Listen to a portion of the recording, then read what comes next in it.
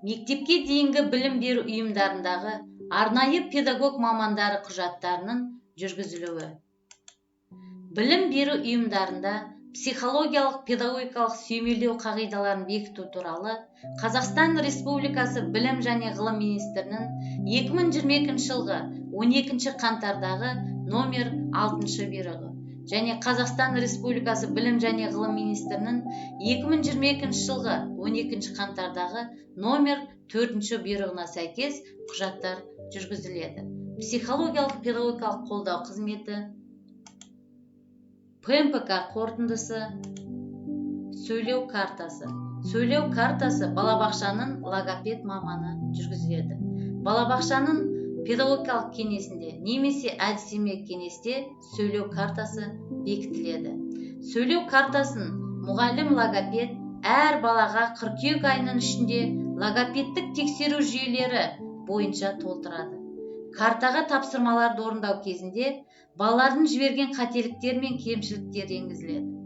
Лексикалық, грамматикалық және фонетикалық қателері бар сөйлеу үлгілері міндетті түрде жазылады. Зерттеп қарау аяқталғаннан кейін сөйлеу картасында логопедиялық қорытынды жасалады. Оқу жылының соңында сөйлеу картасында логопедиялық жұмыстың қорытындысын көрсету қажет. Қандай бұзушылықтар бар, сөйлеу процесін қандай жақтары бекітуді немесе нақтылауды талап етеді. Сонымен қатар логопед мұғалімнің баламен жүргізілетін диагностикалық картасы. Балаларды зерттеп қараудың диагностикалық картасы арнайы топтағы балалардың сөйлеуін диагностикалаудың жиынтық кестесі болып табылады.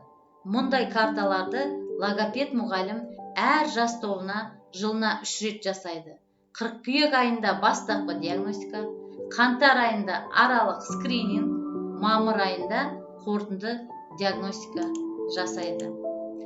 Мамандардың командалық бағалауы, түзету тәрбие жұмысының тиімділігі балалар балабақшада болған кезде олардың өмірінің нақты ұйымдастырылуымен, күні бойы жүктемені дұрыс бөлумен және дефектолог мұғалім мен тәрбиешілердің жұмысындағы сабақтастықпен анықталады.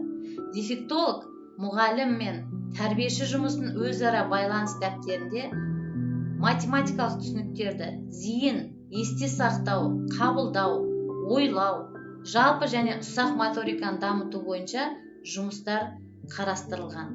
Жеке жұмыс командалық бағалау бойынша жеке бағытталған бағдарламаға сәйкес барлық мамандар құрылады. Жеке сабақтардың мазмұны баланың жеке дәптерінде көрсетіледі. Түсіндірме жазба мен диагностика балалардың диагнозына байланысты қаралады. Мамандардың командалық бағасы жеке бағытталған бағдарлама, толтырылған күні, баланың аты, жөні, тегі, туған күні, қорытындысы, түзету жұмысының бағыттары. Яғни дефектолог, логопед, психолог, тәрбиеші мамандар баланы зерттеу арқылы осы кестені толтырады.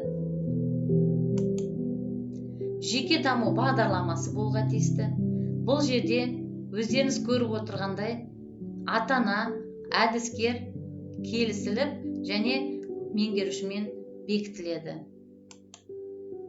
Жеке даму бағдарламасының жазылу жолдары, сонымен қатар перспективалық жоспар болу керек.